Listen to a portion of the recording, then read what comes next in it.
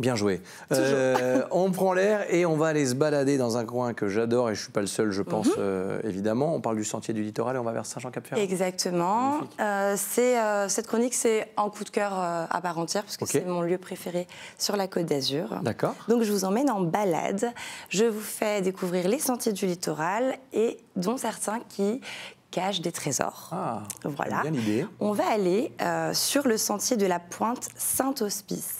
Plus précisément, une promenade qui mène nature sauvage, histoire et surtout une vue imprenable. Et c'était un peu dans mon teaser, des paysages à couper le souffle. Donc pour le coup, bah oui, forcément. On est obligé. Je vous laisse regarder les images. Mais je vous ai emmené. C'est vrai. Et ouais, je vous embarque avec moi et après on en parle. On embarque, on y va, on se fait plaisir déjà avec les yeux et puis on aura toutes les infos juste après.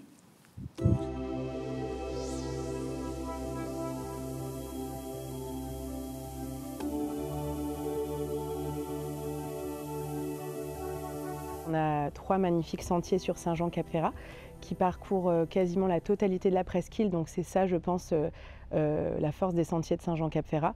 Et les 3 sentiers vraiment sont magnifiques les uns les autres. En fait, on a le choix aussi. Le sentier de la Pointe Saint-Hospice, donc qui fait environ 2 km. Donc celui-là, en fait, sa particularité, c'est qu'il est vraiment très nature déjà. Et c'est la facilité et la proximité avec le village. Donc c'est vraiment très très sympa à faire quand on a juste envie de se balader un petit peu dans la nature. Et en fait, on découvre le Jardin de la Paix qui est le point de départ en fait, de ce sentier. Et il surplombe la magnifique anse des Fossettes. Et on passe sur une pinède vraiment très boisée. Il y a beaucoup d'arbres, de pins maritimes. Donc c'est vrai que ça donne vraiment un aspect nature vraiment de suite quand on est sur le sentier. Et après, on arrive sur cette roche calcaire qui donne un contraste assez varié. On peut passer par la traverse Amoun Davis et rejoindre la chapelle Saint-Hospice, donc qui a été construite sur les ruines en fait des vestiges de la tour où se trouvait l'ermite qui portait le même nom, donc Hospicius, donc Saint-Hospice. Et elle a été vraiment bâtie en tant que chapelle au XIe siècle. Donc c'est vraiment une chapelle qui commence à dater maintenant. Et c'est vrai que de quitter le sentier, de pouvoir monter ici, c'est presque un petit pèlerinage et c'est un véritable jardin posé sur la mer en fait. Et c'est vrai qu'on a cette chance d'avoir cette nature préservée et très facile d'accès en fait. Et c'est ça la chance qu'on a à Saint-Jean-Cap-Ferrat.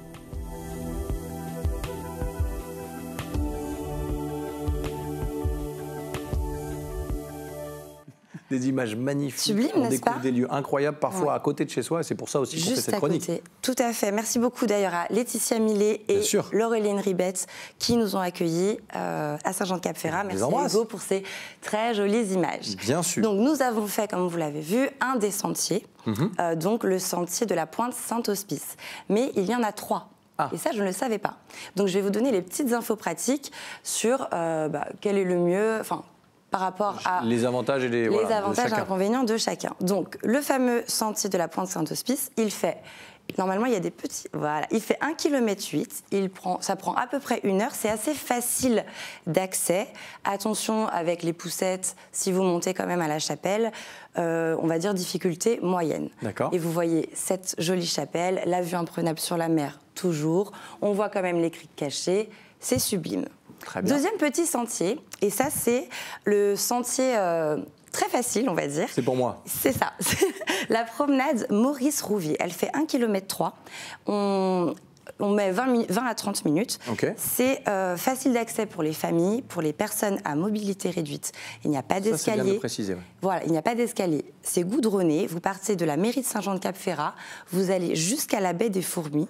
Et c'est surtout le plus ancien sentier, puisque c'est par là que passaient les pêcheurs et les agriculteurs. Très bien. Voilà, c'est ce qui reliait la presqu'île à la terre ferme à l'époque. Okay. Donc vraiment très familial, facile à faire. Et beaucoup plus facile. Voilà. Et le sentier qui est le plus connu, c'est le Tour du Cap. Il fait 4,8 km. Il faut compter minimum 1h30. C'est plus difficile, déconseillé aux personnes qui ont le vertige, je le précise. Très bien. Voilà. Pour Quand les vous avez enfants... regardé Stéphane, vous avez des infos qu'on n'a pas ? Non, je ne sais pas. Pour les enfants, accès plus compliqué, mais pour les plus courageux, vous serez récompensés parce que vous allez apercevoir le phare, vous avez des panoramas incroyables et vous allez finir sur la jolie et sublime pointe de Passable, avec la plage de Passable, qui est absolument mythique. Vous êtes régalés, vous, hein ? Ouais. Ouais, Moi, c'est j'adore, parfait. j'adore ma chronique parce que je découvre des endroits somptueux. Et vous saviez, je ne savais pas qu'il y avait 3 sentiers. C'est pour ça qu'on est là. Je faisais toujours le même et j'étais pas au courant. Il y a un qu'il y café avait... en haut, quand on arrive en haut, il y a un café. Non, il n'y en a pas. Mais je ne savais pas même tout pas avoir. qu'il y avait voilà, une chapelle cachée. Voilà. Très bien. Il y a vraiment des trésors de partout et je suis ravie de vous les partager. C'est très Sachez gentil. que la ville de Saint-Jean-de-Cap-Ferrat propose aussi énormément de choses. Il y a une exposition jusqu'au 17 novembre avec des triptyques que vous allez retrouver cachés dans le village et le long des sentiers, avec des images d'archives. Ça retrace vraiment l'ancien hameau de pêcheurs qu'était cette presqu'île. Et j'ai un petit coup de cœur, c'est l'Office du tourisme qui propose ça. Ça s'appelle les Mardis Culti. Donc ça se passe le mardi. Bien joué. Compris. Jusqu'ici, c'est super bien pensé, bien joué. Voilà, ce sont des visites commentées. Ça dure 2 heures, ça coûte 5 €. C'est gratuit pour les mineurs. Et vous pouvez faire une partie des sentiers, vous choisissez lequel. Et on vous raconte un peu l'histoire et toutes les légendes, justement, du village et de ses promenades. Et j'ai trouvé ça, enfin, c'est très abordable, c'est très sympa. À savoir que vous pouvez faire aussi les Mardis Culti en bateau. Donc quand les beaux jours reviennent, pensez-y. Et voilà, juste pour vous dire, il y a toutes les infos de la Terre sur le site. Toutes les infos de la Terre. Sur le site de Saint-Jean-de-Cap-Ferrat, vous allez retrouver toutes les activités, tout ce qu'ils proposent, également les cartes avec les sentiers et tout ce que vous allez retrouver pendant votre balade.